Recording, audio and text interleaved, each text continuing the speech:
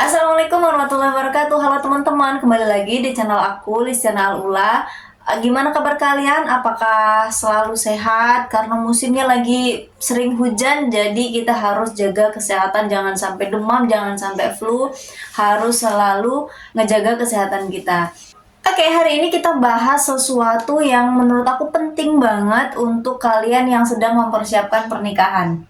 Kalian pernah nggak sih kepikiran pernikahan itu kan sesuatu yang besar banget ya, tapi yang sering disiapkan cuma hal-hal fisik aja, kayak gedung, baju pengantin, catering, atau cuma dekorasi aja. Padahal kehidupan pernikahan itu kan nggak hanya berhenti di setelah resepsi.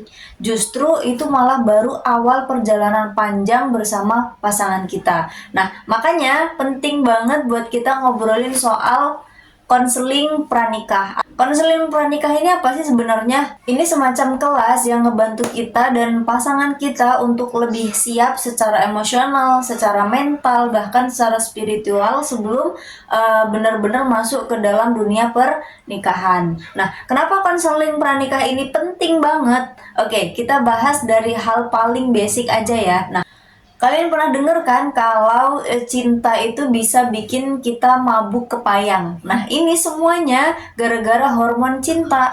Tapi faktanya yang mengejutkan, hormon itu tuh nggak selamanya ngasih efek yang sama. Biasanya dalam 2 sampai 4 tahun hormon cinta itu bakalan kembali ke kadar normal. Nah, itu artinya chemistry aja nggak cukup buat bikin hubungan pernikahan itu bertahan lebih lama. Makanya disinilah kita butuh konseling pranikah.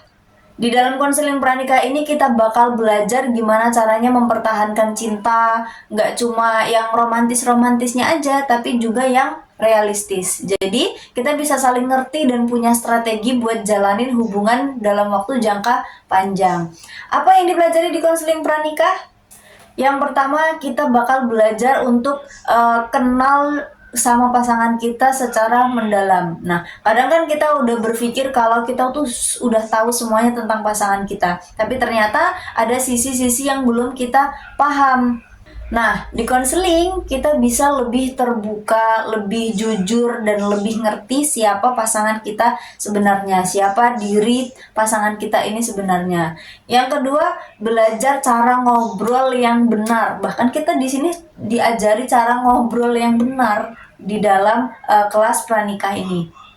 Karena ternyata nggak semua orang tahu gimana cara komunikasi yang baik.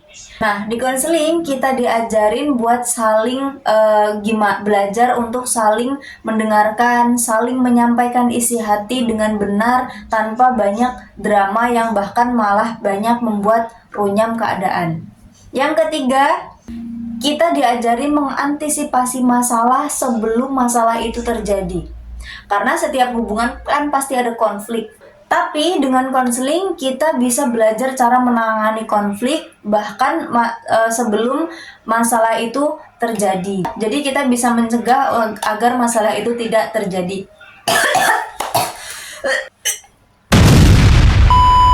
Yang keempat, bikin visi dan misi bareng sebelum pernikahan. Nah, karena kita tahu kan pernikahan itu bukan cuma soal hidup serumah aja, tapi juga gimana kita bisa jadi tim yang solid buat ngejalanin hidup bareng. Makanya kita butuh menyamakan visi dan misi terlebih dahulu, dan itu ada di dalam sesi kelas konseling. Nah, metode apa sih yang sering dipakai dalam kelas konseling ini? Ada banyak pendekatan dalam konseling pranikah. Salah satunya metode Prepare and Risk Assessment. Nah, metode ini udah teruji secara ilmiah. Terus ada juga metode Gottman Method yang fokus banget ke hubungan jangka panjang. Nah, kenapa kita harus investasi ke konseling pranikah? Ini sebenarnya pertanyaan penting banget. Kalau kita rela keluar uang ratusan juta bahkan miliaran hanya untuk resepsi 1 hari, kenapa nggak kalian keluarkan uang, keluarkan waktu, keluarkan biaya untuk ngikutin kelas konseling aja yang akan berdampak ke kehidupan kalian seumur hidup selama pernikahan. Padahal konseling pranikah itu bukan cuma investasi buat pernikahan kita aja, tapi juga buat kesehatan mental kita sebagai pasangan. Karena jujur aja, hidup bareng orang lain itu nggak gampang guys. Bener-bener nggak gampang. Kita harus menyesuaikan diri, kita harus ngikutin kemauan pasangan kita, harus menyeimbangkan semuanya bersama pasangan kita biar balance. Kalau kita nggak punya persiapan yang baik, itu semua bisa kacau. Tapi kalau kita sudah mempersiapkannya dengan baik, kita bisa menciptakan hubungan yang saling support dan bahagia, itu semua akan lebih mudah. So, buat yang lagi nyiapin pernikahan, coba deh pertimbangin untuk ikut konseling pranikah. Percaya deh sama aku, ini salah satu langkah terbaik buat bisa kamu lakuin buat hubungan kamu dan pasangan. Karena kalau pernikahan itu kan ibarat perjalanan panjang. Masa sih kita nggak mau bawa bekal yang cukup, takutnya nanti di perjalanan kita kehausan, kita kekurangan bekal, itu malah bisa bikin perjalanan kita jadi terhambat. Makanya sebelum kita menjalani perjalanan panjang, kita alangkah lebih baiknya untuk mempersiapkannya secara matang. Oke, itu aja sih yang mau aku share. Kalau kalian ada pengalaman atau pertanyaan soal konseling pranikah, tulis aja di kolom komentar. Dan jangan lupa untuk klik tombol like, share, dan subscribe. Terima kasih yang sudah menonton. See you next video. Bye-bye.